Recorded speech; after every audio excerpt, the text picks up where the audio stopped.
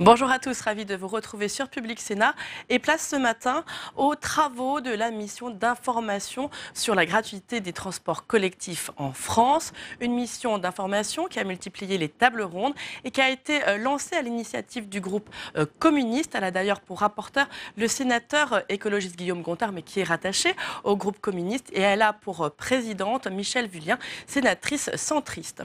Point de départ de la réflexion de cette mission d'information, cette gratuité des transports publics est-elle une fausse bonne idée ou une véritable révolution sociale et écologique pour les mobilités? Sachez en tout cas qu'il s'agit d'une véritable expérience, ce n'est pas une utopie.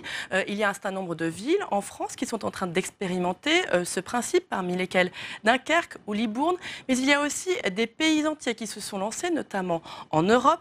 L'Estonie, par exemple, a lancé le réseau de bus gratuit, et cela va être également le cas au Luxembourg, qui prévoit en 2020 l'ensemble de ces transports qui vont être gratuits. Alors du côté des avantages, il y a bien sûr une plus grande accessibilité de ces transports pour tous les publics, une augmentation de la fréquentation, mais aussi par exemple une revitalisation des centres-villes. Côté inconvénient, essentiellement des problèmes financiers, parfois des surcoûts qui sont insupportables pour certaines villes. Certaines villes, par exemple en Belgique, avaient lancé cette gratuité des transports il y a une quinzaine d'années. Elles s'en sont revenues. Alors qu'en dit-on pour la France? Place tout de suite à une table ronde qui s'est tenue hier au Sénat. Je vais passer tout de suite la parole à Guy Lebras qui va nous dire un petit peu le point de vue du Gard et puis finalement comment ça s'est passé vendredi. Merci. Merci Michel. Donc effectivement, le Gard, ça n'est pas d'hier, se pose la question de la gratuité totale des réseaux de transport public, mais toujours sous l'angle d'un principe fondamental qui est vraiment celui qui sous-tend notre philosophie de réflexion et d'action sur ces sujets, qui est la libre administration des collectivités territoriales. Donc il est très clair que tout travail que nous avons engagé sur ce sujet ne vise pas à dire la gratuité c'est bien ou la gratuité c'est mal. Mais ce que nous avons voulu faire, et notamment au travers de l'étude effectivement qui est en train de s'achever et dont nous avons donné les premières conclusions vendredi dernier à Nice, c'est d'essayer d'objectiver les raisons qui peuvent ou mener à la gratuité ou au contraire l'en empêcher, et en tout cas inciter nos adhérents, les autorités organisatrices de la mobilité, à se poser les bonnes questions au moment où elles envisagent éventuellement ce genre de mesures.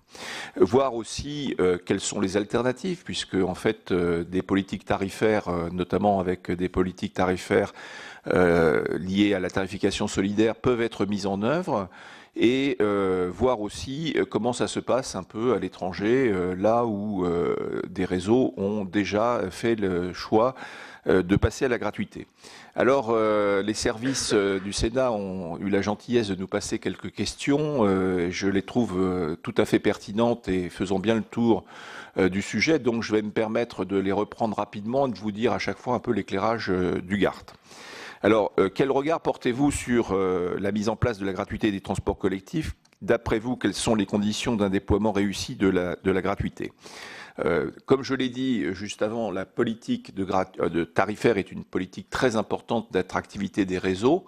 Et avant de passer à la gratuité, il faut bien se poser la question de savoir si elle a donné, je dirais, toutes les capacités d'attractivité à ce réseau. Très clairement, des réseaux ont fait le choix de passer à la gratuité, d'autres se posent la question. Aujourd'hui, on voit bien que l'arrivée du débat municipal qui aura lieu l'an prochain remet cette question à l'ordre du jour. Mais en tout état de cause, évidemment, il ne suffit pas de se dire ce matin, je me lève, tiens, ça y est, on va faire la gratuité, ou on va faire la gratuité partielle le week-end, ou pour certains types de publics, pour que ça soit quelque chose de forcément pertinent, efficace. Il faut avoir une certaine analyse par rapport à ce sujet. C'est d'ailleurs pourquoi, lors de notre colloque de vendredi dernier, nous avions à la fois des maires, et je pense notamment à Patrick Fergrit, maire de Dunkerque, ou Gilles Averrousse, le maire de Châteauroux, qui ont fait la gratuité et qui trouvent que c'est une bonne solution pour leur réseau. et d'autres maires qui, eux, n'ont pas retenu cette possibilité, comme par exemple Roland Ries, maire de Strasbourg, qui était aussi présent à cette table ronde. Voilà, donc pour ce qui est de la première question. La gratuité des transports publics répond-elle selon vous aux attentes exprimées par les usagers? Alors là, je vais peut-être mettre un pavé dans la mare, mais il faut bien savoir que quasiment dans la totalité des cas, on ne prend jamais la décision de passer à la gratuité parce qu'on a les usagers qui ont demandé de le faire. Ça n'est pas une attente des usagers. C'est une proposition de la collectivité, ça n'est pas une attente des usagers. Ce qu'attendent principalement les usagers, c'est d'avoir des transports de qualité, des transports performants, des transports efficaces. Il a d'ailleurs été démontré, je vais y revenir dans 2 minutes sur la problématique du report modal, il a d'ailleurs été démontré que on ne pouvait pas convaincre un automobiliste de passer au transport public si l'offre de transport public n'est pas de qualité. C'est pourquoi, et ça répond là aussi aux questions que doivent se poser les municipalités, enfin les collectivités qui passent à la gratuité totale, c'est pourquoi la gratuité doit normalement s'associer à une augmentation, une amélioration de l'offre, et c'est ça qui va être particulièrement attractif pour les nouveaux usagers des transports publics. Ensuite, il y a évidemment l'exemple de Dunkerque qui montre, et il y a une étude qui vient de sortir, et le maire de Dunkerque nous en a parlé, que 48% des personnes qui ont augmenté leur usage du bus réalisé en fait étaient auparavant en voiture, donc on peut dire qu'il y a un certain résultat du point de vue du report modal. Très clairement, le report modal à Dunkerque, bien évidemment, est lié à l'opportunité de la gratuité, et on voit toujours que quand on passe à la gratuité, il y a une augmentation de la fréquentation. Mais s'il y a eu ce report modal, c'est aussi parce qu'il y a eu, et le maire de Dunkerque l'a dit lui-même, une profonde restructuration de l'offre et une amélioration de cette offre, qui d'ailleurs a eu un coût, ce coût ayant été absorbé non pas par l'augmentation du versement transport, mais par la réaffectation d'un budget qui avait été prévu pour une autre opération par son prédécesseur et qui, cette opération a été annulée. Donc la question du report modal est compliquée parce qu'en fait, il faut faire des calculs précis, origine-destination. Les études quantitatives existent fort peu. Et de ce point de vue-là, on ne peut pas tirer de conclusion définitive, si ce n'est quand même que les quelques modèles mathématiques qui tournent sur le sujet, qui ont été utilisés notamment dans l'étude de la région Île-de-France et qui ont donné quelques résultats, montrent qu'effectivement, tant que le déplacement automobile va être plus attractif, notamment en termes de temps et de confort, que le déplacement en transport public, c'est lui qui va perdurer. Et donc, de ce point de vue-là, dans des agglomérations où, par exemple, les transports sont déjà saturés et où la voiture reste une solution efficace, le passage à la gratuité n'apportera pas l'efficacité escomptée. Alors, bien évidemment, il y a quelques idées préconçues qui tournent sur le sujet et on a cherché dans notre étude à faire la part des choses. Aujourd'hui, par exemple, ceux qui s'opposent à la gratuité disent dans les réseaux gratuits, il y a plus de vandalisme. C'est inexact. C'est inexact. En fait, le vandalisme, il est lié très directement à la présence du personnel du réseau dans les bus. Et donc, de ce point de vue-là, très clairement, quand il y a du monde dans les bus, il n'y a pas plus de vandalisme que le réseau soit gratuit ou non. À l'inverse, il est indiqué que forcément la gratuité, il faut la financer quelque part et que donc les réseaux qui passent à la gratuité augmentent le versement transport pour la financer. Ça n'est pas forcément toujours le cas. À Dunkerque, ils n'ont pas augmenté le versement transport et en tout état de cause, ils ont trouvé d'autres moyens de financement. Par contre, il est certain, et comme le disait la ministre Elisabeth Borne, la gratuité, ça n'est pas gratuit, qu'il y a bien un coût qui est associé et qu'il faut trouver où financer ce coût et que la tentation peut être assez forte de le trouver dans l'utilisation du versement mobilité, enfin du versement transport qui maintenant s'appelle le versement mobilité. Et là, le GART est extrêmement sensible à ce sujet-là et extrêmement prudent parce que très clairement, aujourd'hui, le versement mobilité, ça n'est pas quelque chose qui est gravé dans le marbre, qui existera de toute éternité, surtout si on utilise ce versement transport pour financer des solutions pour lesquelles il n'a pas été conçu. Il a été conçu pour, je dirais, la participation des entreprises au transport de leurs salariés. S'appuyer trop sur le versement transport, et en tout cas utiliser le versement transport pour financer la gratuité, je le dis tel que le GART le pense, c'est vraiment une position forte du GART, c'est faire peser un risque existentiel à terme sur l'existence même du versement mobilité. Et tous ceux qui ont suivi, je dirais, le débat à la fois au Sénat, mais aussi à l'Assemblée nationale sur l'article 2 de la LOM qui a parlé du versement mobilité, savent à quoi je fais allusion et à toutes les pressions qu'a subi le gouvernement pour renier le versement mobilité, notamment parce qu'il servait d'argument pour faciliter la gratuité dans certains réseaux. Donc de ce point de vue-là, très clairement, évidemment, le GART est extrêmement prudent. Et pour conclure mon propos, parce que j'ai un peu dépassé le temps, simplement vous dire que nous publierons notre étude complète pour les rencontres nationales du transport public qui auront lieu à Nantes au début du mois d'octobre, et que bien évidemment nous serons très intéressés par avoir les conclusions, Madame la Présidente, de cette commission d'enquête pour pouvoir éventuellement évidemment les confronter avec nos propres constatations. Merci. Merci. Effectivement, nous rendrons à Nantes, et j'ai vu qu'à Nantes, la maire de Nantes évoquait la gratuité le week-end et pour les enfants. Oui, c'est ça, c'est un projet. Un projet. Mais c'est vrai que elle veut dans le même temps diminuer, augmenter les tarifs d'abonnement. Enfin bon, il y a quand même, c'est tout un ensemble. Effectivement, il a été question de cette. J'ai vu ça récemment là. Oui, on en a parlé d'ailleurs nous, à notre colloque. D'accord. Bon, on va passer maintenant la parole à Monsieur Bruno Gazeau et à Monsieur Christian Broucaret, qui représente Monsieur. Vous êtes Nouvelle-Aquitaine.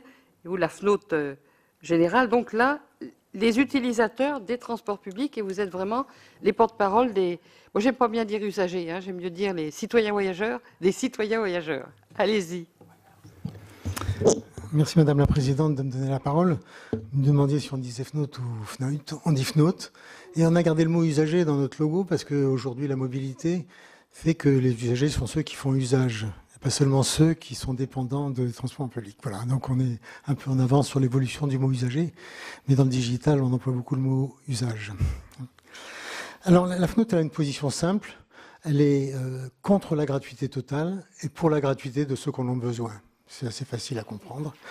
Et nous pensons que parmi les motivations de ceux qui veulent la gratuité totale, il y en a un certain nombre, mais on peut répondre à ces motivations, justement, sans la gratuité totale. Alors, parmi les motivations que nous citent les grands élus qui ont fait la gratuité, c'est une façon de permettre que le transport soit accessible à tous. C'est une façon de faire que les gens remplissent les autobus largement. C'est une façon de faire que la voiture soit abandonnée et que la circulation soit meilleure. Et enfin, c'est une façon de réduire la congestion, la pollution et de relancer l'activité commerciale du centre-ville. Bon, nous pensons, nous, que tous ces objectifs, qui sont louables, peuvent être atteints sans faire la gratuité totale.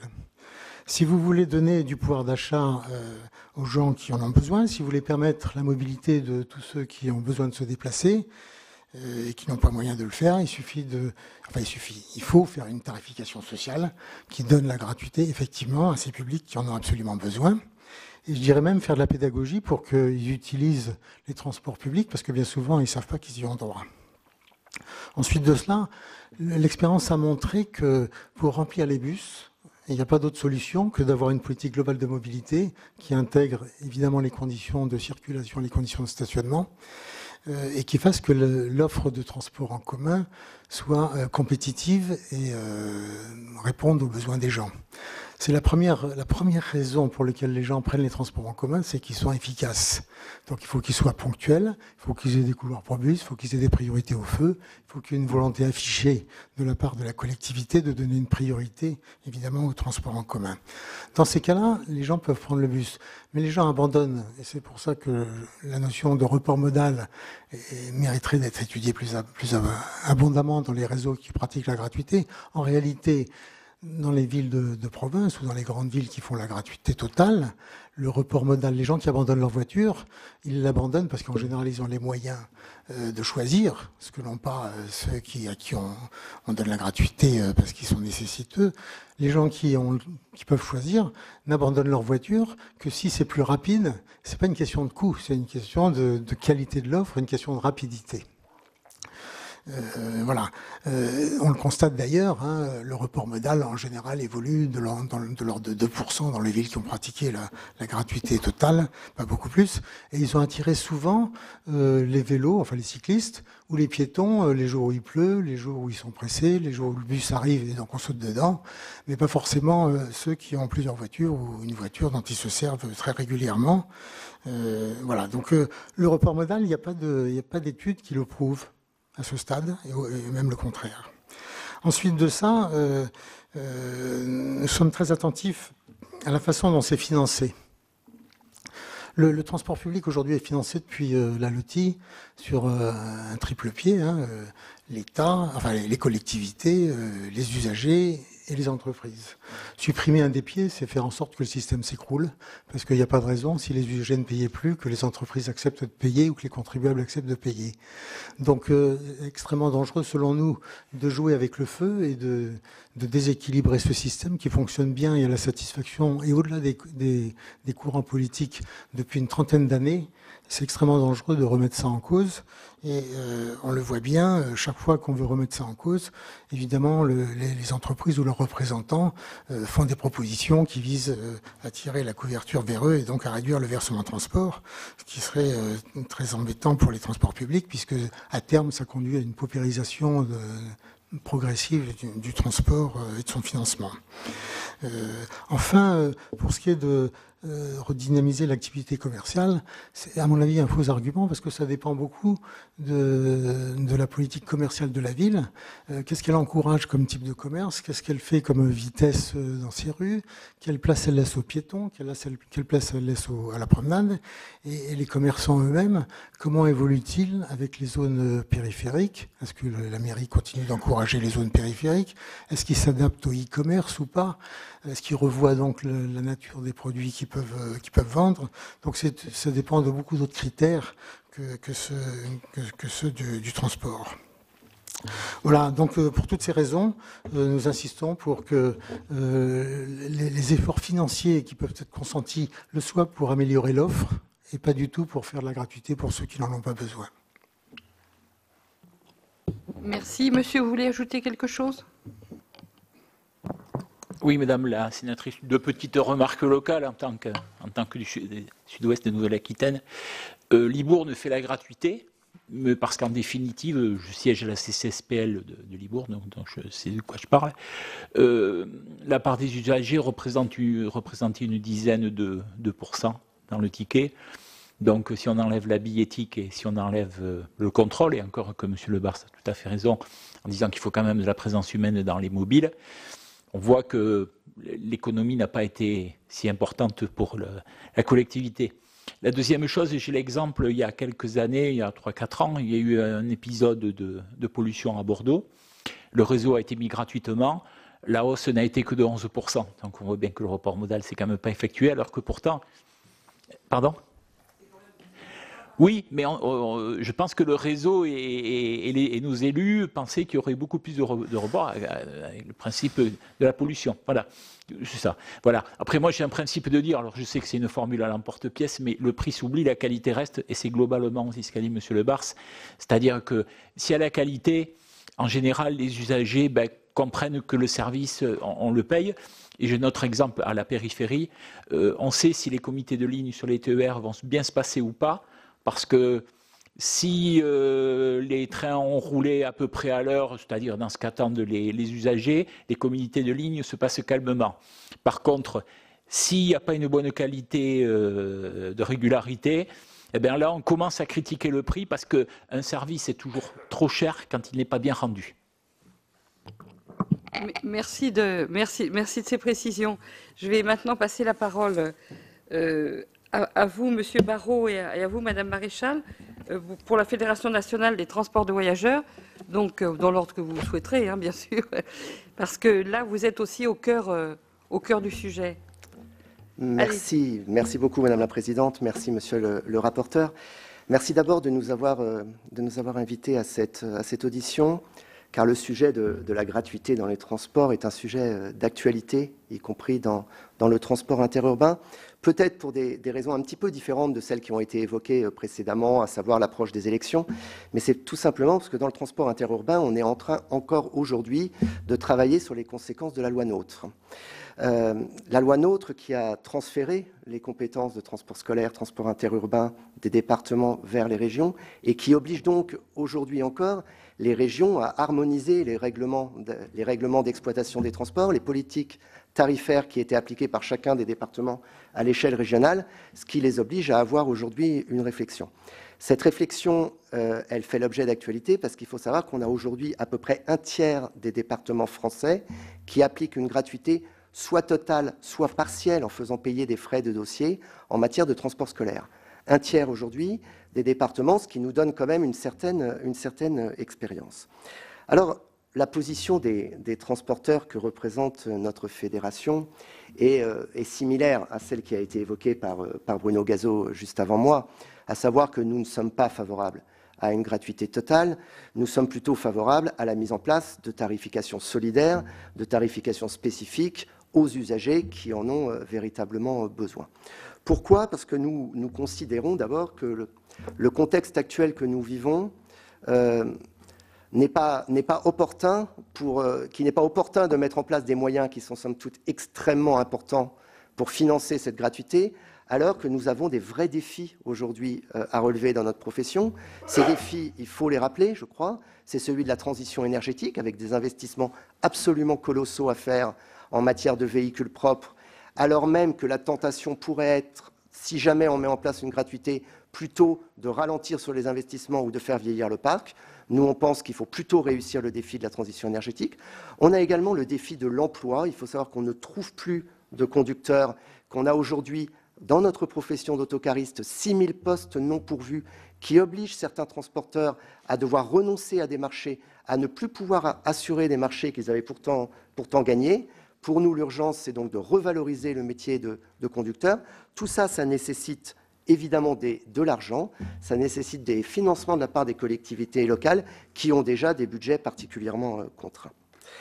Alors, la gratuité, ça a été dit, et je ne vais pas y revenir, à notre sens, elle ne répond pas véritablement aux attentes des usagers, des voyageurs, qui sont plutôt en attente de plus de qualité, de plus de quantité de services, mais elle a surtout une conséquence extrêmement importante chez nous, c'est qu'elle désorganise profondément les services assurés par les opérateurs.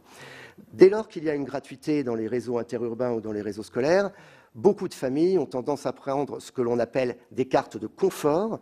15-20% des titres de transport aujourd'hui sont des titres de confort qui sont pris par les familles dans l'hypothèse où peut-être ils pourraient en avoir besoin. Mais ça rend notre travail extrêmement compliqué pour pouvoir calibrer le bon niveau d'offre à la demande, pour pouvoir adapter l'offre à la demande. Ça veut dire que soit on calibre l'offre sur le nombre de cartes qui a été délivré, et il faut dire très clairement les choses, on fait circuler des véhicules à vide, soit alors on essaye d'estimer un nombre que l'on estime raisonnable de véhicules qui doivent être mis en circulation, mais dans ces cas-là, il arrive que certains jours, on ne soit pas bon, d'où des enfants, des jeunes ou des voyageurs qui voyageraient debout. Donc ça rend extrêmement compliqué, il faut le savoir, ça c'est notre retour d'expérience. Tous les transporteurs qui assurent un réseau dans lequel une gratuité a été mise en place le dit, on a beaucoup de mal à établir le bon niveau d'offre. Ensuite, on voudrait juste attirer votre attention sur 2 points lorsqu'on met en place la gratuité dans un réseau. D'abord, une incidence sur la contractualisation. voir si une concession, une délégation de service public ne risque pas d'être qualifiée en marché public pour l'opérateur. C'est une question qu'il faut se poser. Et puis, on a une interrogation également, et en tous les cas, on invite les collectivités à se la poser en matière fiscale de récupération de TVA, si jamais on met en place la gratuité, ce qui génère un surcoût supplémentaire, naturellement, pour la collectivité qui le déciderait. Voilà, Madame la Présidente, la position de notre fédération. Je vous remercie. Madame, vous vouliez ajouter quelque chose? Non? Donc on va pouvoir passer la parole maintenant à l'UTP, à Claude Fauché. Oui, merci Madame la Présidente, Monsieur le rapporteur, Mesdames, Messieurs les sénateurs. Il est difficile d'intervenir après ce qui vient d'être dit, puisque nous partageons très largement ce qui a été indiqué par les uns et les autres. Naturellement, comme l'a indiqué Guy Lebras, la gratuité est d'abord une décision politique qui est, je dirais, le libre choix de l'autorité organisatrice au regard de ses moyens, de ses ressources notamment. Ce que nous observons au niveau de l'UTP, c'est que de manière générale, la gratuité a été le fait de collectivités qui avaient des ratios nombre de voyages par habitant plutôt inférieurs à la moyenne, mais qui avaient en revanche des ressources fiscales plutôt supérieures à la moyenne. Et donc, de fait, elles avaient capacité à le faire, là où peut-être d'autres collectivités n'avaient pas cette capacité. Alors, au niveau de l'UTP, comme cela a été indiqué, nous sommes opposés à la gratuité totale, ce qui ne signifie pas que, le cas échéant, les personnes pour qui cela est justifié puissent avoir des titres de transport gratuits. Nous sommes donc favorables à la tarification dite solidaire qui, selon nous, illustre le principe cher au Conseil national de la résistance, mais très intérieur dans l'histoire, de chacun selon ses moyens, chacun selon ses besoins. Et nous observons que ce principe qui prévaut pour la quasi-totalité des services publics, y compris la sécurité sociale et autres, il se trouve que seuls les transports publics, qui ont pour autant une évolution de leur prix très inférieure dans le temps aux autres services publics, qu'il s'agisse des cantines scolaires, qu'il s'agisse de l'eau, de l'assainissement, etc., le seul service pour lequel se pose la question de la gratuité totale, ce sont les transports. Donc il y a quand même une interrogation.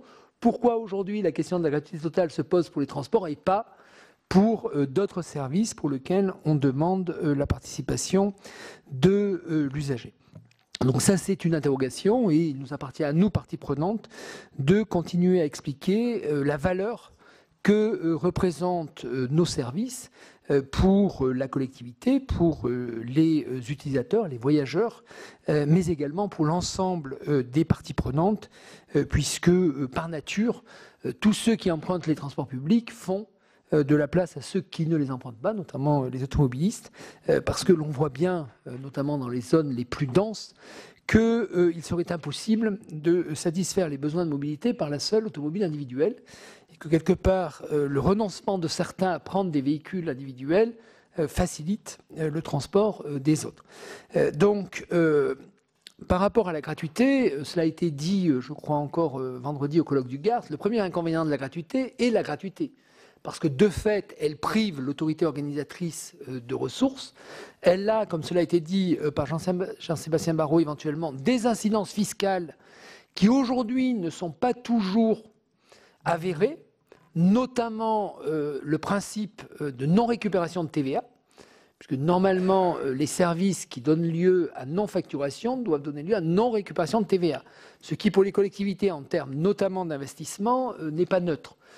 Et que, j'allais dire, pour avoir mené il y a quelques années le contentieux pour la récupération de TVA sur des transports scolaires, et c'est le département de la Sarthe le premier à l'avoir obtenu, n'était possible que parce qu'il y avait une participation raisonnable, mais une participation tout de même des usagers, en l'occurrence des familles.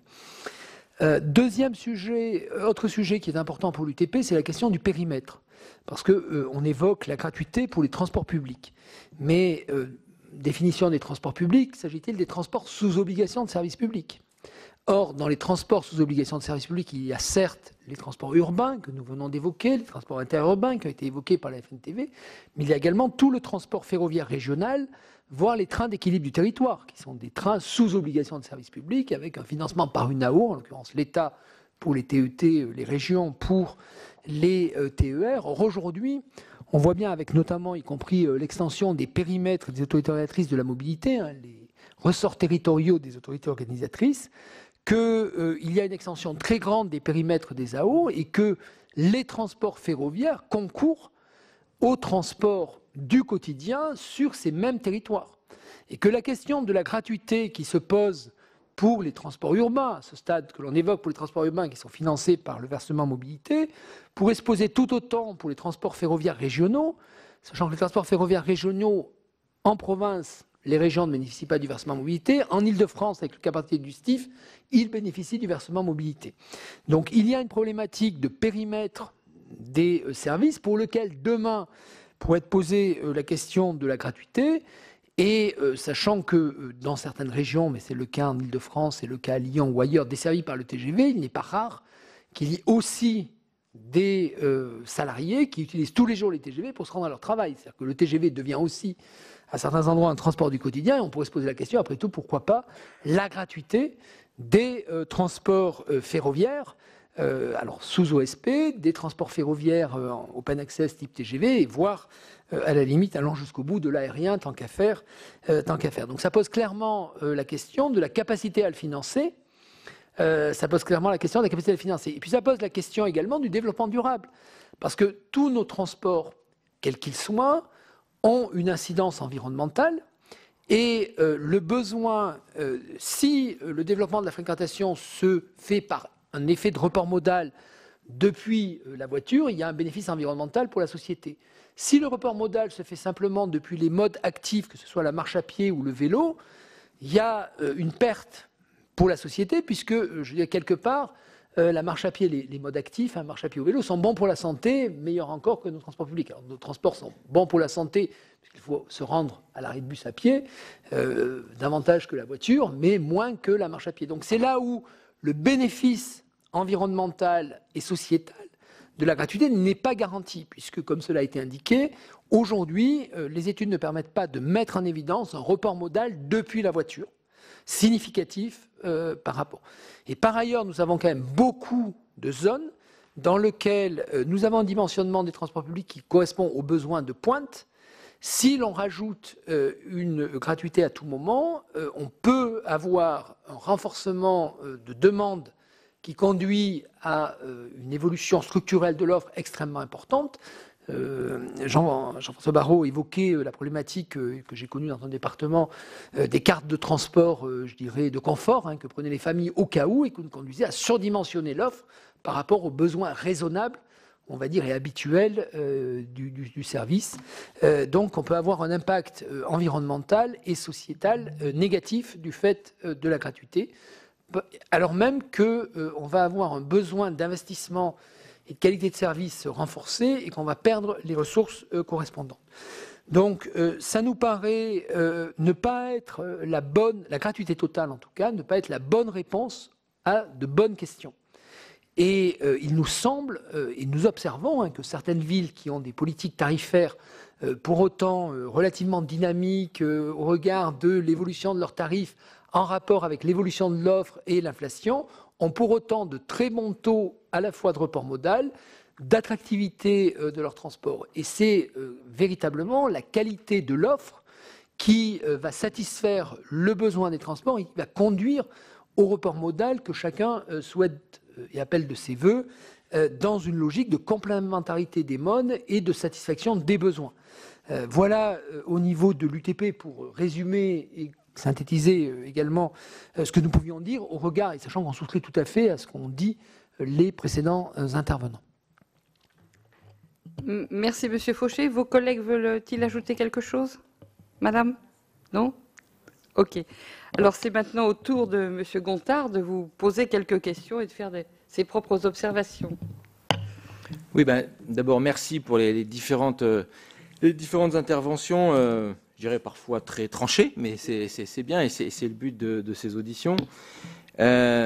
Pourquoi, donc ça a été rappelé, pourquoi le groupe CRCE on a décidé de mettre cette question et d'ouvrir cette mission d'information. C'est vrai que vous l'avez tous rappelé, il y a une trentaine de collectivités en France qui ont mis en place cette gratuité totale. qu'on ne réfléchit pas que sur la gratuité totale, mais aussi sur la gratuité partielle, sur toutes les formes, je dirais, de gratuité et la manière dont la gratuité peut être un atout.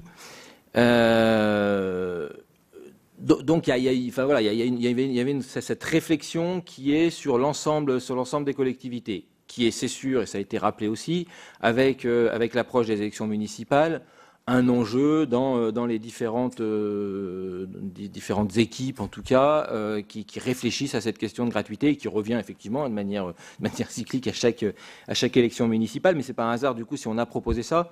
Parce que, par contre, ce qui ressortait, c'est qu'on avait beaucoup de réflexions, souvent à l'échelle locale, avec se dire, bah, tiens, là, la gratuité, vous l'avez tous rappelé, tiens, là, la gratuité, ça marche ici, parce qu'il y a tel et tel intérêt, parce qu'il y a un versement de transport qui est important, parce que... Enfin voilà, il y avait toujours une bonne raison que la gratuité fonctionne ou fonctionne pas, je dirais, territoire par territoire, mais il nous semblait qu'il manquait justement une analyse un peu plus large et un peu plus globale, et puis surtout peut-être d'arriver à définir des pistes, en tout cas ceux qui souhaiteraient aller vers la gratuité, encore une fois qu'elle soit partielle ou qu'elle soit totale, de se dire, bah voilà, attention, en tout cas les recommandations qu'on pourrait avoir, et puis surtout d'avoir aussi des réflexions un peu plus poussées, parce que c'est vrai que sur cette mission, le but c'est aussi d'avoir une vision un petit peu plus à long terme, et notamment, j'y reviendrai peut-être après, sur la question du financement, parce que vous l'avez tous rappelé, que cette question du financement de la gratuité, et je dirais du financement des transports de manière générale, est quand même très fort et très prégnant. Donc voilà, c'était le but en fait de l'étude, et d'avoir cette réflexion globale. Après, vous avez beaucoup parlé de l'attente des usagers. Moi, je dirais d'abord, il faut peut-être se reposer la question de ce que c'est que la mobilité, le transport. Ça veut dire, est-ce que justement, on place la mobilité comme un service classique, ou est-ce que ce besoin de mobilité à l'échelle de nos territoires, c'est un vrai besoin et qu'on doit le rendre à tous, et que tout le monde doit pouvoir se déplacer et doit pouvoir avoir accès à ce déplacement.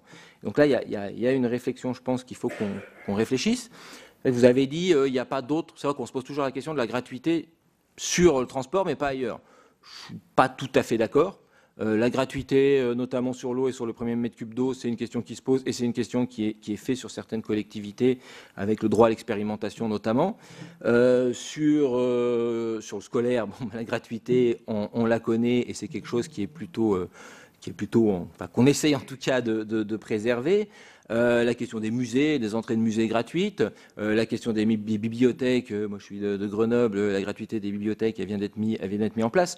Donc cette notion de gratuité, elle est, je dirais, de manière générale, et justement toujours en se posant la question de savoir qu'est-ce qu'on veut aller chercher à travers cette gratuité, et quel type de public, et qu'est-ce qu'on veut faire. Et pour moi, du coup, la gratuité, ça doit être un outil qui nous permet, si c'est justement le report modal, parce que en matière de transport, c'est quand même de dire il faut qu'on ait moins de voitures et qu'on aille plutôt vers le transport en commun.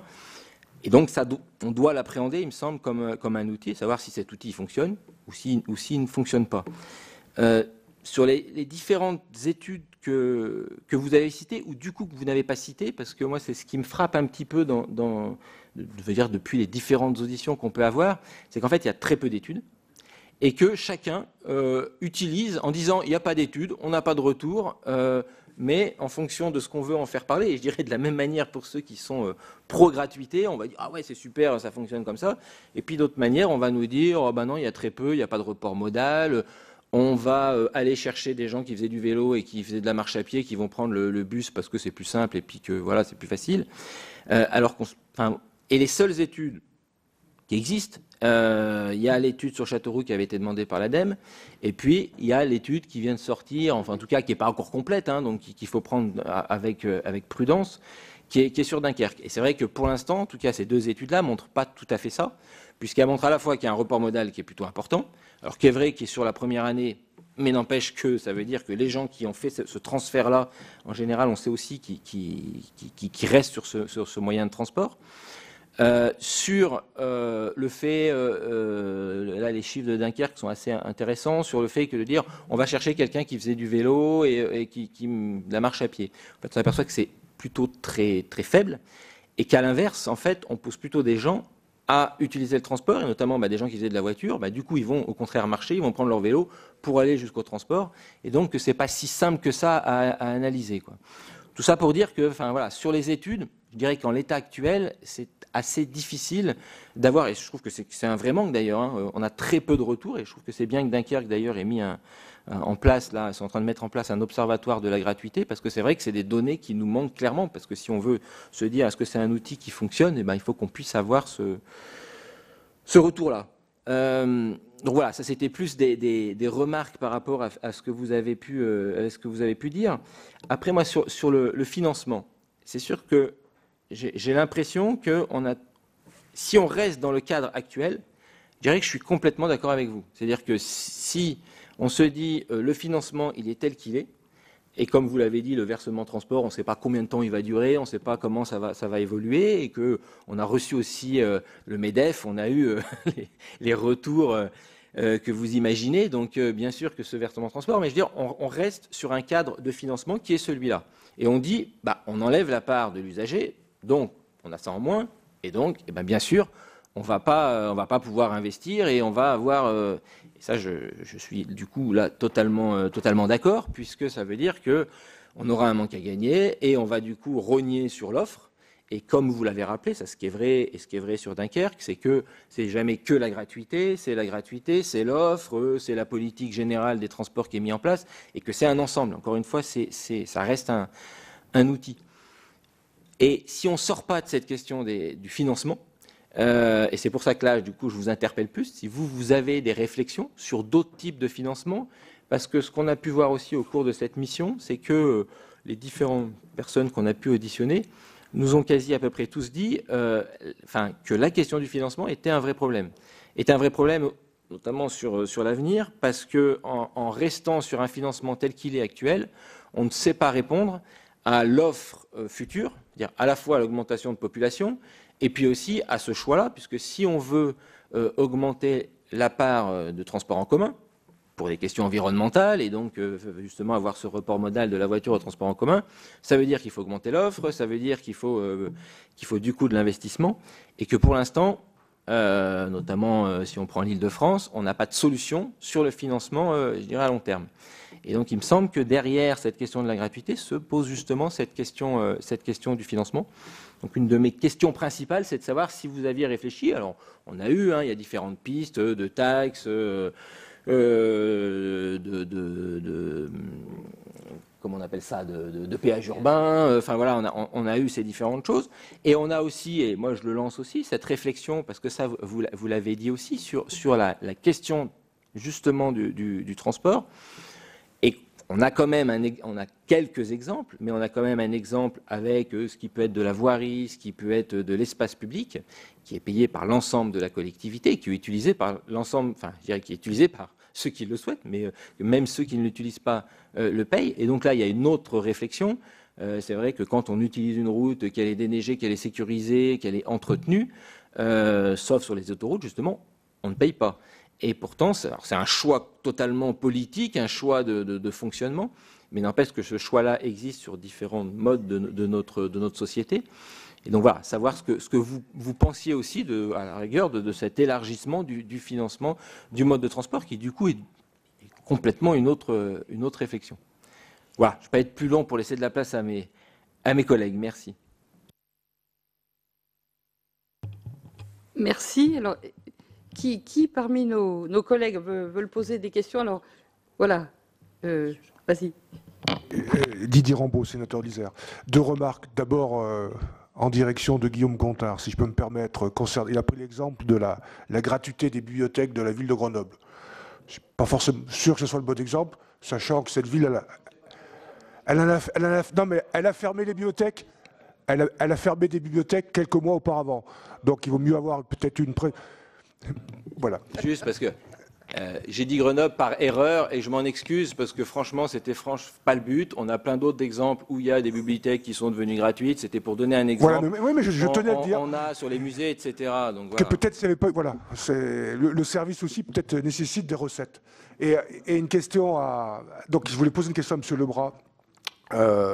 une demande de précision, puisqu'il a dans la question du financement, il a parlé donc du versement mobilité, et il a pris l'exemple de Dunkerque, précisant qu'ils n'ont pas touché à l'augmentation du versement mobilité, mais qu'ils avaient trouvé d'autres financements. Alors je suis bigrement intéressé, quels sont ces autres financements?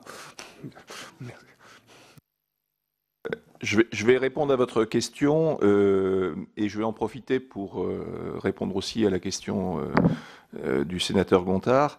À Dunkerque, en fait, le prédécesseur de Patrice Fergrit avait un projet d'aréna qui demandait 3 millions d'euros de financement annuel. Ce projet a été abandonné.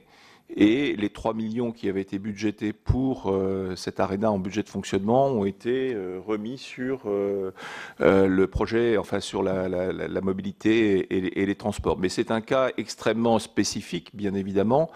Moi, ce que je voudrais quand même dire, c'est que par rapport à ce que vous avez dit, Monsieur Gontard, c'est que il y a pour la mobilité un financement qui est à la fois dynamique, proportionnel à la demande, qui a fait la preuve de son efficacité. Et moi, je peux vous dire que tous les élus du Gard sont mobilisés, quel que soit leur bord politique, à le défendre. C'est le versement transport. Et de ce point de vue-là, très clairement, il a un atout énorme par rapport à toutes les autres taxes que l'on peut imaginer sur la question, qui sont très souvent des taxes écologiques, qui ont des qualités, qui doivent pouvoir effectivement répondre à certains besoins, mais il faut quand même bien comprendre qu'une taxe à vocation écologique, plus les personnes sont vertueuses, moins elle va donner d'argent. Donc de ce point de vue-là, elle est à rendement décroissant, alors que le versement transport est à rendement dynamique. Et de ce point de vue-là, c'est bien l'énorme atout que nous avons dans ce versement transport, et c'est la raison pour laquelle les élus du Gard ont toujours beaucoup de difficultés à imaginer une autre forme de transport, de financement, excusez-moi, des transports, qui soit aussi efficace, parce que jusqu'à présent, nous n'en avons pas trouvé. Donc il faudrait quand même que tout le monde soit bien convaincu que c'est une ressource à défendre et que cette défense mérite vraiment un engagement de tous les instants et que on retrouve, si je puis me permettre, pas toujours dans les débats autour du financement des transports, mais dont nous sommes absolument convaincus. Ensuite, ce que je voudrais aussi dire, c'est qu'il faut bien considérer que dans notre pays, nous avons quasiment les transports publics les moins chers d'Europe. Aujourd'hui, un abonnement à Berlin, c'est beaucoup plus cher qu'à Paris. À Londres, je ne vous cite pas le prix, ça dépasse les 400 € l'abonnement mensuel. Aujourd'hui, on a un des systèmes des transports les plus subventionnés, si je puis dire, au monde. Et donc, de ce point de vue-là, effectivement, il faut se poser la question de la contribution des usagers. Ça dépasse de loin, évidemment, la question de la gratuité sur les transports, dont je rappelle que c'est une décision politique qui peut tout à fait être assumée. Et je dois dire que, enfin, je ne sais pas si vous avez auditionné le maire de Dunkerque, mais il parle de manière très, très brillante de la manière dont il a assumé cette décision politique. C'est une décision politique qu'il a menée d'ailleurs de façon sérieuse, puisqu'il y a eu une amélioration de l'offre, une augmentation de l'offre. Mais il a l'humilité, et il faut le lui reconnaître, de dire que cette solution pour Dunkerque n'est pas forcément la bonne solution pour toutes les villes. Et donc, de ce point de vue-là, se poser la question de la contribution des usagers est une question pertinente. Et pour terminer avec une petite pirouette à répondre à votre question, moi qui suis le directeur général du Gard, je ne suis pas toujours convaincu que je paye suffisamment les transports publics que je prends à Paris alors que je paye le même prix que tout le monde. Est-ce que c'est juste que moi, directeur général du Gard, je paye le même prix que tout le monde? Pas forcément. Donc de ce point de vue-là, très clairement, la question de la contribution des usagers se pose à côté, mais c'est une question indépendante de la gratuité, bien évidemment. Merci Guy. Donc il y a des demandes de prise de parole. Il y a Monsieur Jacquin, Monsieur Grosdidier, Monsieur Mison. Donc Olivier Jacquin, et puis ensuite je vous passerai la parole. Merci, bonjour à tous, merci de votre présence. Je voudrais faire un appel un peu à votre imagination. On traite de la loi des mobilités en ce moment, mais il y a ce deal qui est passé entre nous tous, qui dit qu'on ne touche pas au versement transport, qui nous empêche d'imaginer quoi que ce soit d'autre.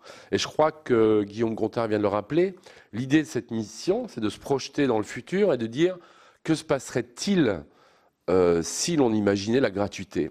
Remettons-nous en arrière. Un jour, des cinglés ont imaginé la gratuité pour la santé. Et imaginez les réactions qu'il y a pu y avoir chez les professionnels de la santé en se disant comment va-t-on financer les progrès de la science, de la médecine, etc., etc. Et moi, je fais le constat que depuis les assises de la mobilité et depuis les quelques mois où il y a cet accord entre le MEDEF et le GART, qui est une bonne chose pour dire on ne touche pas au VT, eh bien on bride notre imagination et on n'arrive pas à se projeter plus loin.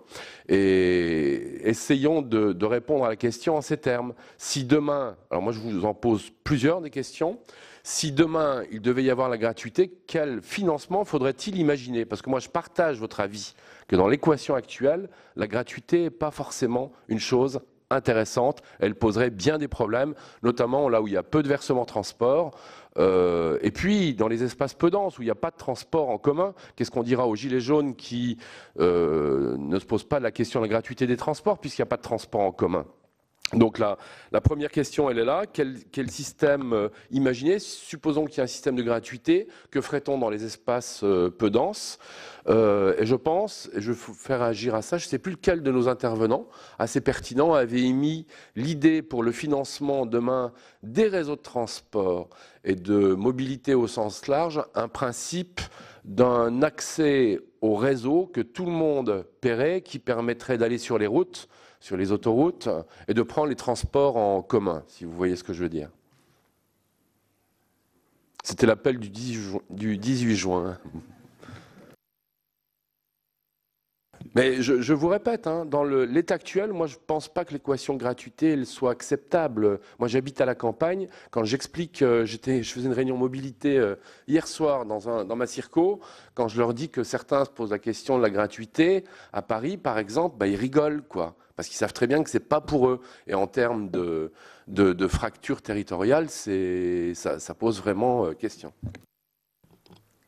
Voilà, si quelqu'un répond après, mais voilà, je vais passer la parole à M. Grandidier. Et alors, M. Mison n'a pas demandé la parole, c'est ça? Si, il a demandé. Oui, bon, normalement, une mission d'information, comme une mission d'enquête, on auditionne, ce n'est pas un débat entre nous, mais peut-être qu'effectivement la discussion permettra à nos invités de rebondir après avoir entendu les réflexions des uns et des autres. La première, on me dit, on peut tout imaginer gratuit dans le pays qui est déjà le deuxième au monde pour le taux de prélèvements obligatoires.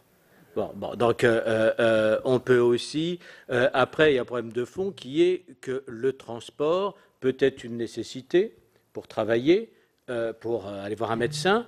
Il est aussi un loisir, une décision qu'on peut prendre par convenance et qui génère un coût financier pour la collectivité ou pour soi-même, ou un coût environnemental.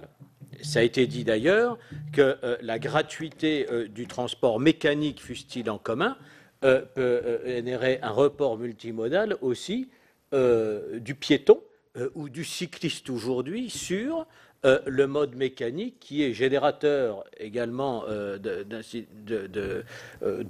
CO2, même encore de particules diesel, puisqu'on continue à utiliser diesel dans les transports urbains, ce qui est une aberration. Mais le problème doit être posé en ces termes. Moi, là où je reste un peu sur ma faim, c'est que, alors peut-être qu'au bout des travaux, on pourra le mesurer, est-ce qu'on a en agglomération, là on est les transports urbains, là où c'est mis en œuvre, un réel report modal,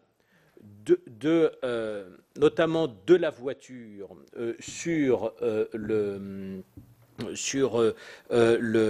transport en commun, c'est-à-dire, et dans des proportions qui justifient au regard de l'intérêt de la collectivité la gratuité, le prix en fait de la gratuité.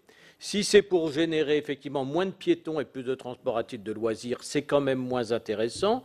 Et est-ce que les salariés qui ont quelques moyens ou qui sont surtout soucieux de gagner du temps et qui n'en gagnent pas nécessairement par les transports en commun vont faire la démarche parce que c'est gratuit? À Paris, on prend les transports en commun parce que ça va plus vite que la voiture. Dans la plupart de nos métropoles, et je suis élu de la métropole Messine, eh bien, très souvent, le transport en commun reste plus lent que la voiture de domicile à bureau. Et donc, tant qu'on n'a pas au moins la même rapidité, on ne le prend pas. Et à la limite, même si c'était gratuit, ça ne changerait pas grand-chose. En revanche, si effectivement la gratuité bloque l'investissement et une ressource, et on n'ira pas chercher au-delà du VT des ressources considérables ailleurs, à ce moment-là, donc là où c'est fait, moi ce qui m'intéresse, c'est vraiment de savoir si on a eu le report de la voiture sur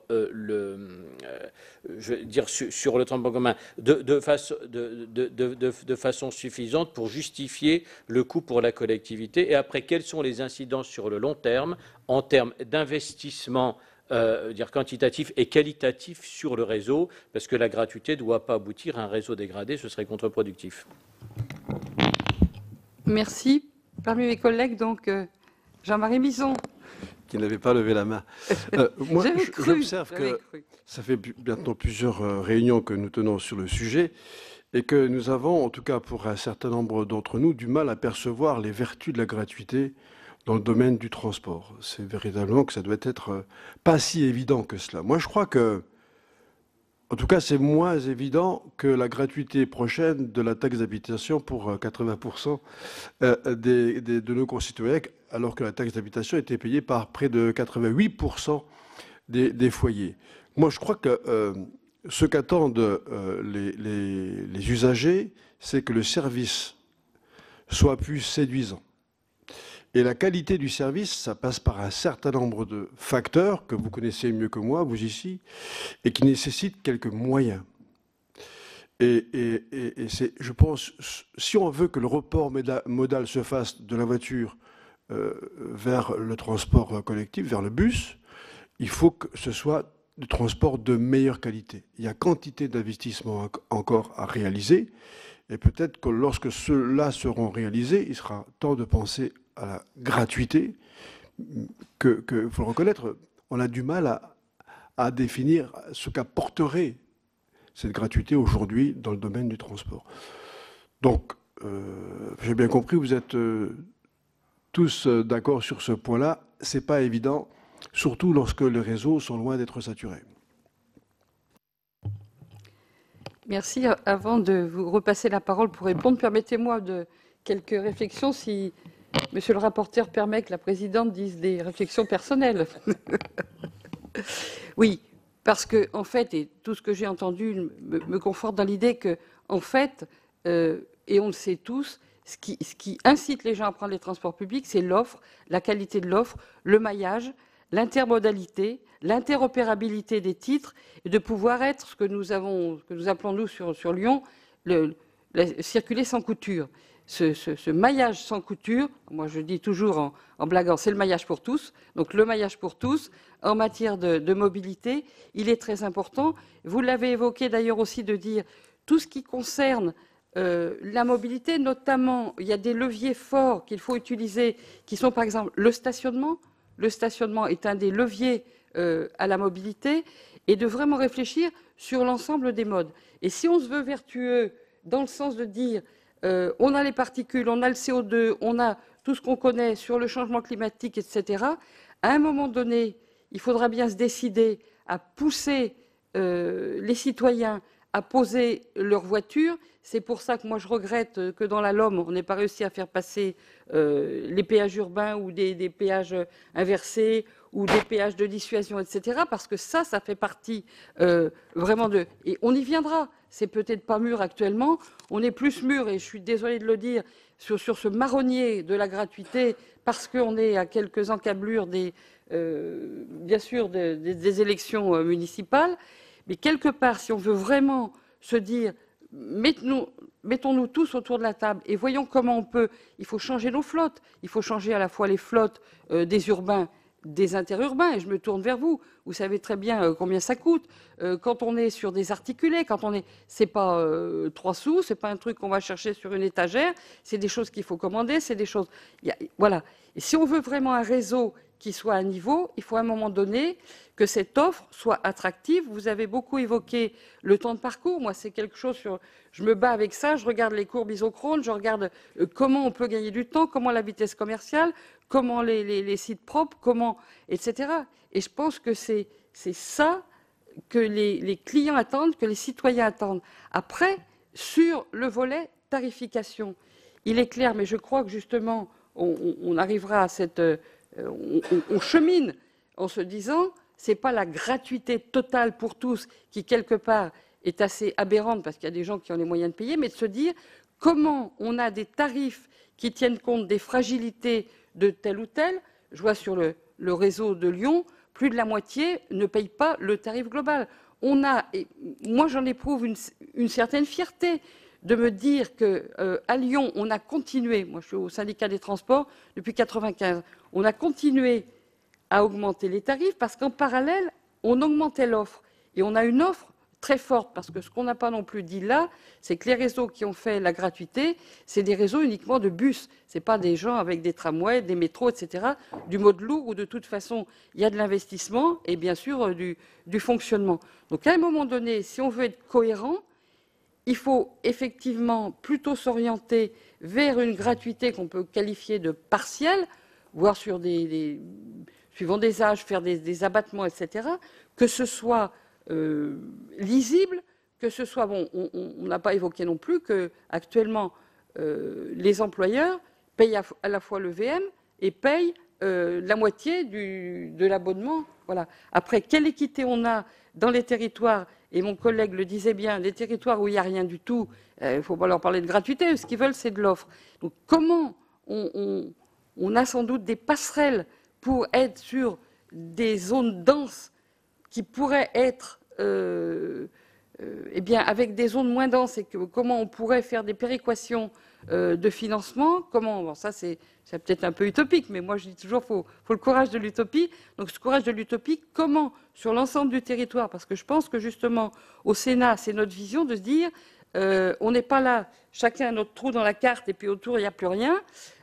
On est un grand tout. Et comment, justement, cette mobilité qui a été voulue dans la loi d'orientation des mobilités, de se dire, on est sur le transport du quotidien et on est là, il faut qu'il y ait de l'équité.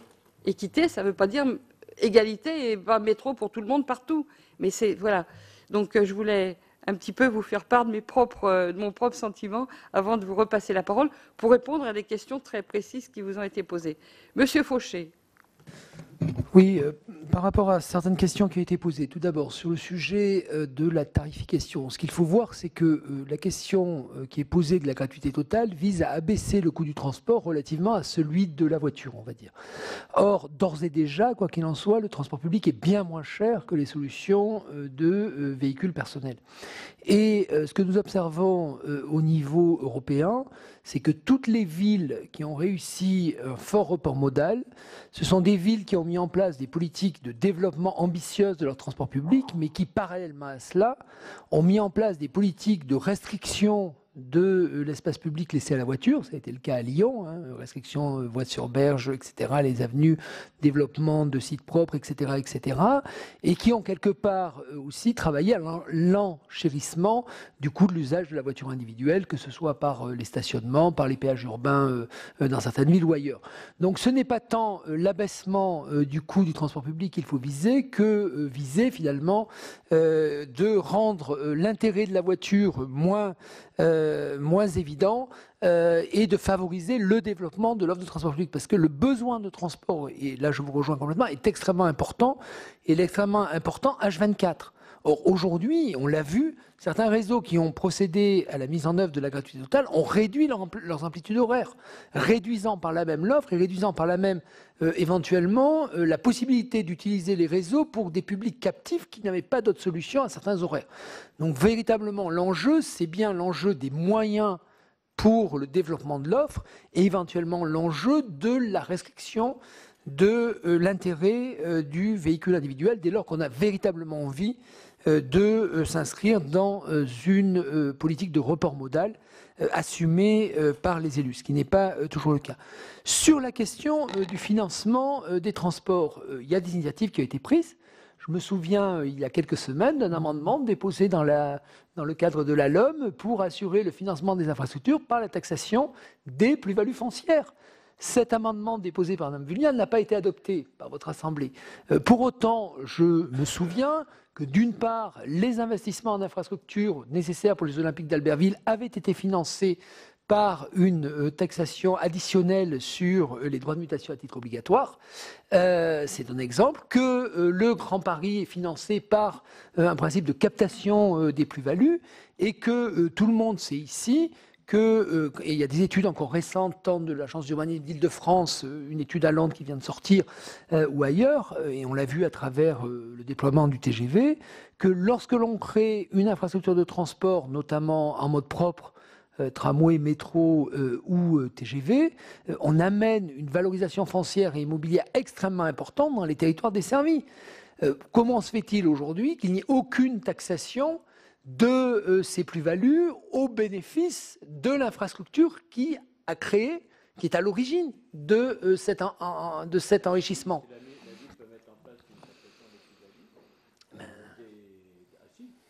La loi le permet. Ah si, j'en avais posé un. La loi aujourd'hui permet, dans la Metz Métropole, on a eu le débat, le maire de Metz a refusé, mais on peut aujourd'hui, quand on fait un transport en commun en Cypre, décider une taxe municipale sur les plus-values. Oui. Oui, en fait, pour être très précis sur le point que vous avez abordé, Monsieur le Sénateur, il faut savoir que les décrets d'application de cette fameuse taxe dont vous parlez n'ont pas été rédigés et donc du coup, Dominique Gros avait effectivement cette idée de mettre la taxe à zéro, mais il ne pouvait même pas la mettre puisqu'en fait, il n'y avait pas le véhicule réglementaire pour pouvoir le faire. Enfin, en tout cas. Elle ne pouvait pas être mise parce que de toute façon, il n'y a pas les décrets. Voilà, mais c'était effectivement dans la loi Grenelle, mais ça ne peut pas être appliqué. Alors, moi, je voudrais revenir sur la question du report modal qui a été abordé, qui est un point, à mon avis, extrêmement fondamental. C'est un des cœurs de notre étude et c'est une des constatations que nous avons faites, c'est que cette question est à la fois stratégique, mais en même temps la plus difficile à aborder. Pourquoi? Parce que pour avoir une bonne approche du report modal, il faut avoir du temps, donc avoir une antériorité pour pouvoir faire la mesure sur plusieurs années, et ensuite il faut avoir les instruments de mesure.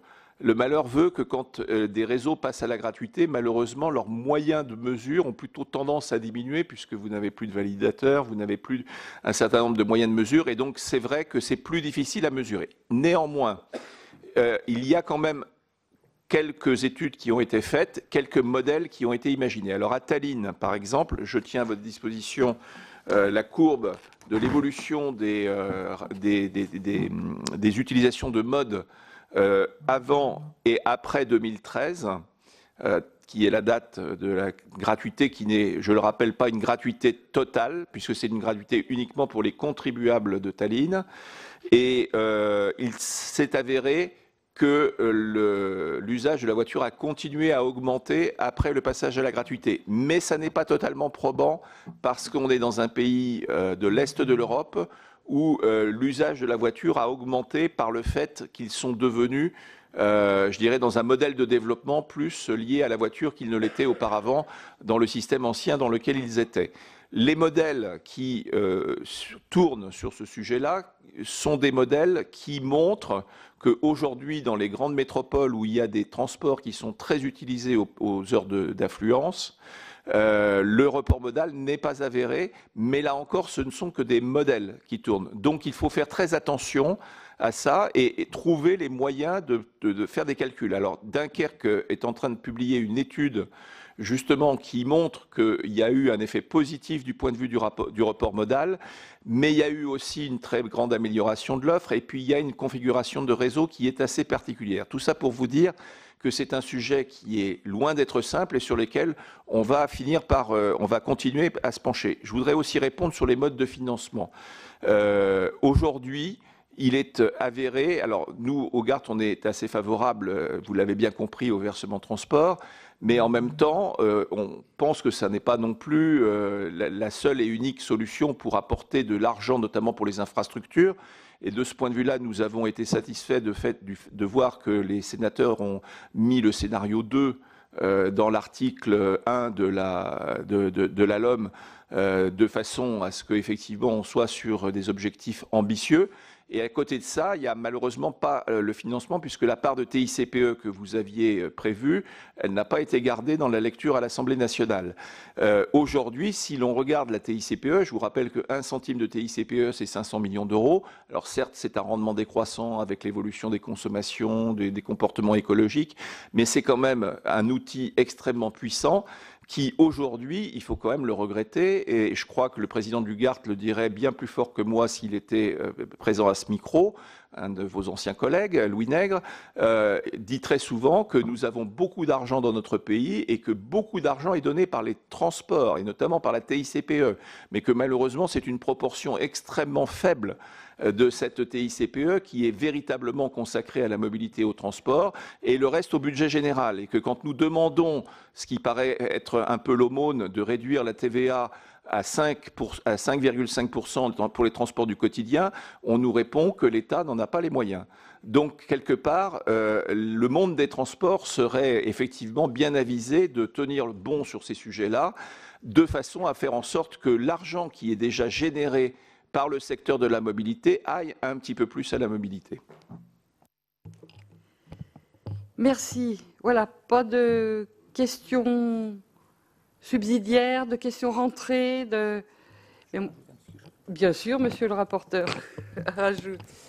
Non, c'était sur la question de la ruralité, parce que c'est vrai que cette question-là se pose, enfin, qui en a parlé, et on l'a eu dans différentes auditions, parce que c'est vrai que la mise en place de la gratuité, qui peut se faire, qui se fait souvent sur des agglos. Alors après, c'est vrai que sur Niort, par exemple, on a eu l'exemple, parce qu'on a rencontré le maire de Niort, oui, qui nous disait qu'il était dans une agglomération avec des petites communes, hein, donc il y avait cette question-là. C'est des mutuelles aussi. Oui, après, sur le financement, j'en parlerai pas, mais en tout cas, sur le fait que ça puisse... moi, j'ai été maire d'une commune de 200 habitants en montagne, donc c'est vrai que cette question de la mobilité en zone rurale, je vois un peu de quoi il s'agit. Je dirais qu'il y a deux choses. C'est vrai que sur une agglomération qui met en place la gratuité, enfin en tout cas où il y a des transports, parce que je dirais que l'inégalité, elle existe de toute façon rien qu'en termes d'offres, enfin même sans parler de gratuité, puisque on parle de territoires où il y a quasi aucune offre à des territoires qui, voilà. N'empêche que c'est vrai que la ruralité profite quand même, puisque beaucoup soit vont travailler, soit se rendent dans l'agglomération et donc profitent de cette offre, de cette gratuité éventuelle, mais donc il y a quand même cette chose-là. Et puis un autre exemple, c'est que quand même cette gratuité, ou en tout cas l'action sur les tarifs, peut être importante pour permettre de nouvelles pratiques.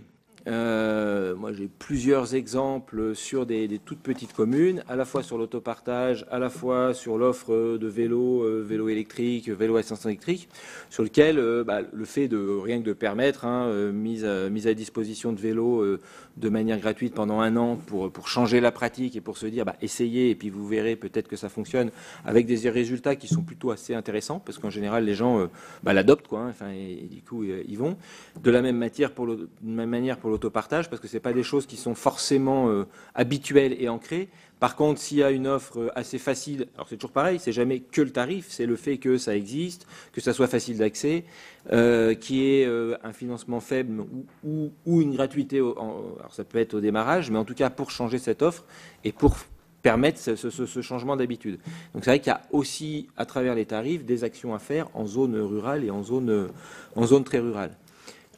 Après, sur le financement, c'est vrai que, enfin, on parlait de la taxe d'habitation, c'est vrai qu'on est capable quand même de changer totalement, puisque la taxe d'habitation quand même qui servait à l'aménagement du territoire, on est capable de le supprimer. Alors on va le payer d'une autre manière, mais on est quand même capable de réfléchir sur des modes de financement qui peuvent changer. Et donc moi c'est pour ça que sur la gratuité, je pense que derrière ça, il y a réellement le financement du transport. Et c'est vrai que je partage une partie de ce qui a pu être dit. Puis après il y a un mode de transport qui est quasi gratuit, on parlait de temps aussi, et qui est quasi le plus rapide en ville, qui est quand même le vélo. Et donc, ça pose la question des aménagements routiers, mais c'est vrai qu'ils sont du coup pistes cyclables, etc., qui sont gratuits. Mais la question du vélo est plutôt importante. Alors, pour pas froisser, je ne parlerai pas de Grenoble, qui est plutôt en avance sur le vélo, mais voilà. Merci. Merci Guillaume. Bien, il me reste à vous remercier, à vous tous qui êtes venus pour alimenter notre réflexion. Tu voulais ajouter quelque chose, Olivier? Non? J'avais interrogé cette docte assemblée, enfin d'intervenants, à savoir ce qu'ils pouvaient imaginer comme dispositif de financement alternatif, futur, dans l'hypothèse où on avance vers la gratuité sans partir sur le débat actuel VT. Mais moi, je te réponds très bien. C'était pas clair? J'ai évoqué la question de la taxation des plus-values foncières et immobilières comme source de financement potentiel des infrastructures de transport. Non, mais des infrastructures, ce qui est déjà une part importante par rapport aux besoins de financement, notamment en matière de développement de sites propres ou d'infrastructures ferroviaires. Confère le GPSO, par exemple, qui pourrait trouver là une voie de financement, le cas échéant. Tarification libre. Ouais. Voilà pour cette table ronde qui s'est tenue hier au Sénat dans le cadre des travaux de la mission d'information sur la gratuité des transports collectifs en France. Fausse bonne idée ou véritable révolution sociale et écologique se posent comme question les sénateurs. Notez que parmi les experts qui ont été interrogés, certains ont bien dit que d'ailleurs cette gratuité des transports n'était pas une demande des usagers. Aujourd'hui, par ailleurs, sachez que le problème financier que peut poser cette gratuité des transports n'est pas insurmontable. En effet, cela permet aussi de résoudre des problèmes de frais de personnel, certains frais d'équipement. Et d'ailleurs, en France, aujourd'hui, la billetterie, c'est seulement environ 17% des coûts de fonctionnement des transports collectifs. Vous pouvez toujours voir et revoir toutes les auditions sur notre site publicsénat.fr. Très bonne journée sur les chaînes parlementaires.